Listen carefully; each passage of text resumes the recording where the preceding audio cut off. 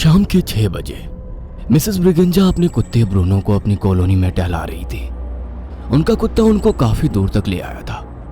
तभी एक बंगले के सामने आकर वो कुत्ता रुक गया और जोर जोर से भौंकने लगा। मिसेस ब्रिगेंजा अपने कुत्ते को बार बार चुप करा रही थी, मगर उनका कुत्ता उस बंगले की ओर देखकर लगातार भौंके जा रहा था। तभी मिसेस ब्रिगेंजा की नजर उस बंगले पर पड़ी, जिसका गेट थोड़ा सा खुला हुआ था।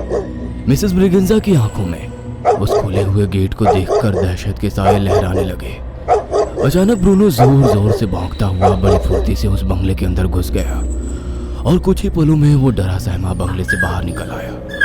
लेकिन ब्रूनो की हालत अब ऐसी हो गई थी जैसे उसके शरीर का खून किसी ने खींच लिया हो। कुछ ही पलों में ब्रूनो ने मिसेस ब्रिगेंजा की आंखों के सामने दम तोड़ दिया। मिसेस ब्रिगेंजा अपने कुत्ते को बहुत चाहती थी।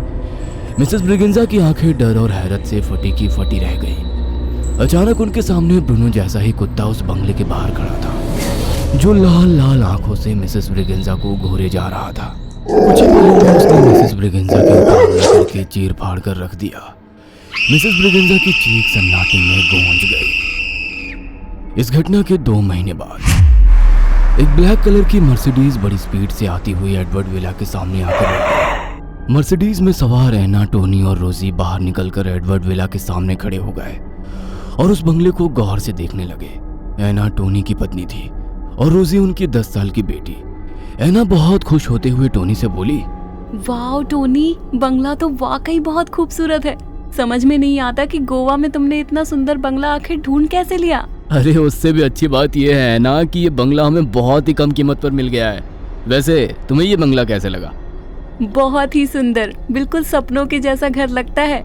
लेकिन टोनी और एना ने देखा कि उनकी बेटी रोजी बड़ी खोए खोए अंदाज में बंगले को बहुत गौर से देखे जा रही थी। तभी टोनी मुस्कुराता हुआ अपनी 10 साल की बेटी रोजी के पास जाकर बोला, क्या बात है रोजी, तुम्हें यह घर पसंद नहीं आया? टोनी की बात पर रोजी सिर्फ मुस्कुरा दी। रोजी बहुत कम बात किया करती थी। वो सब बंगले के अंदर चले गए। एना और टोनी को बंगला अंदर से काफी पसंद आया था। टोनी ने यह बंगला पिछले महीने ही बहुत सस्ती कीमत पर खरीदा था।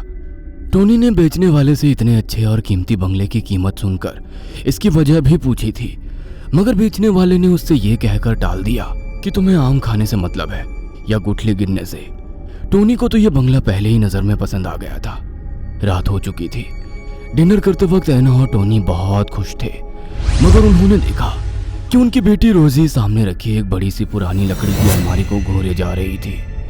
पता नहीं क्यों एना को अपनी बेटी की आंखों में एक अजीब सा डर दिखाई दिया। एना खाने की टेबल से उठकर रोजी के पास चली गई और बड़े प्यार से बोली, क्या बात है माय चाइल्ड, क्या तुम्हें कोई परेशानी है? तुम खाना क्यों नहीं खा रही? मुझे भूख नहीं है मम्मी।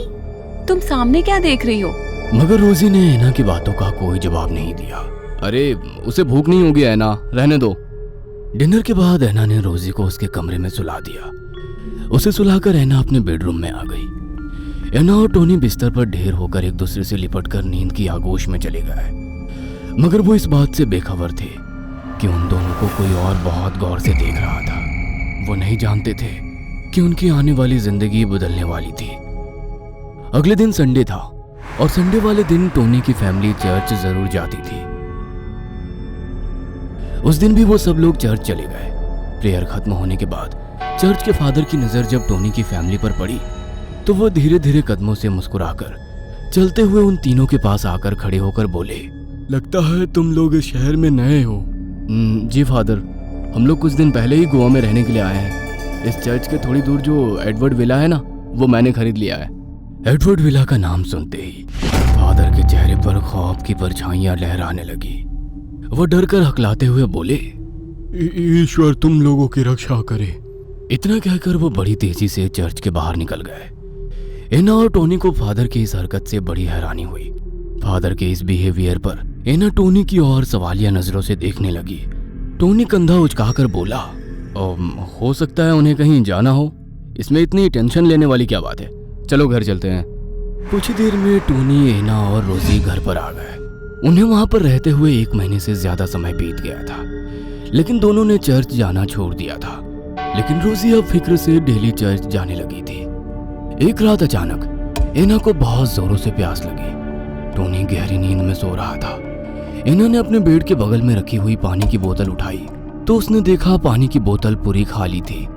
एना पानी लेने के लिए अपने कमरे से बाहर फ्रिज के पास आ गई। वह फ्रिज से पानी की बोतल निकालकर पीने लगी।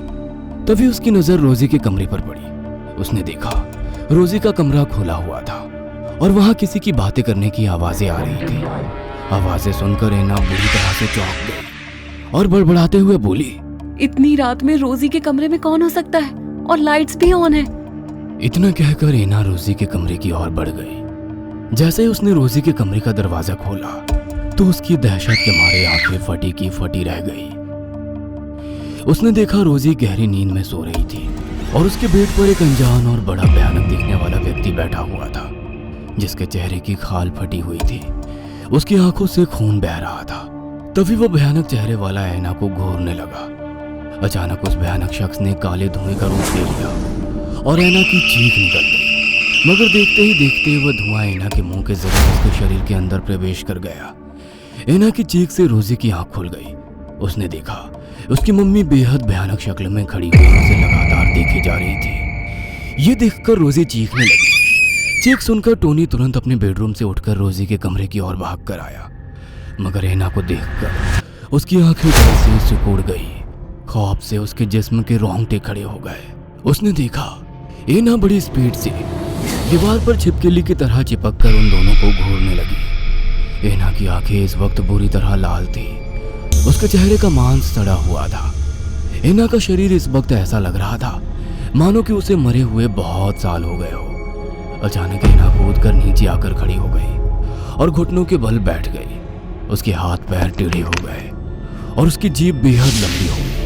वो गुर्राते हुए टोनी की ओर देखकर किसी पुरुष की आवाज में बोली, तुम में से कोई नहीं बचेगा। आज की रात तुम दोनों का सर शैतान को भेंट चढ़ाऊंगा मैं। इतना बोलकर एना जमीन पर बड़ी फुर्ती से रेंगते हुए टोनी के पास आकर खड़ी हो गई और उसने टोनी का गला कसकर पकड़ लिया। टोनी चीखते हुए रोजी से बोला, रोजी तुम यहाँ से भाग जाओ, ये तुम्हारी मम्मी नहीं है बल्कि कोई शैतान है। रोजी तुरंत दौड़ती हुई कमरे से बाहर भाग गई। एना खूंखार भरी नजरों से रोजी को भागते हुए देखने लगी। अचानक उसने टोनी की ओर देखकर कहा, तुझे क्या लगता है तू अपनी बेटी को बचा पाएगा? आज की रात तेरी बेटी और तुझे शैतान को भेंट चढ़ाकर मैं इस संसार में वापस आ जाऊंगा। इतना कहकर एना ने अपने दांत टोनी की गर्दन में गड़ा दिए। टोनी की दिल दहला देने वाली चीख बंगले में गूंज गई। एना टोनी का खून तब तक पीती रही जब तक कि उसके हाथ पैर ठंडे नहीं पड़ गए। उसके बाद वो टोनी के शरीर का मांस खाने लगी कि अचानक उसके कानों में फादर की आवाज टकराई, इसे छोड़ दे इविल स्पिरिट। एना गुस्से से फादर की ओर देखकर बोली, हमेशा की तरह इस बार भी देर से आया है फादर। ये तो मर चुका, अब तू क्या करेगा? फादर ने अपनी जेब से बड़ा सा क्रॉस निकालकर एना के सामने कर दिया। एना चीखती हुई दीवार से चिपक गई। फादर गुस्से में बोले, इस बार तुझे नर्क में भेज कर ही रहूंगा एडवर्ड। जब तू जिंदा था तब भी तू बेगुनाह मासूम लोगों को मार कर उनका खून पीता था। मरने के बाद भी तेरी स्पिरिट इस बंगले से नहीं गई। इतना कहकर फादर जोर जोर से बाइबल पढ़ने लगे। जैसे जैसे फादर बाइबल पढ़ते जा रहे थे एना किसी मछली की तरह तड़पती जा रही थी। कुछ ही देर में एना के मुंह से वो काला धुआं निकलकर बाहर आ गया और उसने एक बेहद भयानक व्यक्ति की शक्ल अख्तियार कर ली। फादर ने तुरंत अपनी जेब से होली वाटर निकालकर उसकी ओर फेंक दिया। होली वाटर गिरते ही वो भयानक चेहरे वाला शैतान चीखने लगा। देखते ही देखते उसके शरीर में आग लग गई और वो जलकर राख हो गया। एना होश में आ चुकी थी। उसने देखा उसका पति टोनी फर्श पर मरा पड़ा था। एना रोती हुई अपने पति की ओर भागी।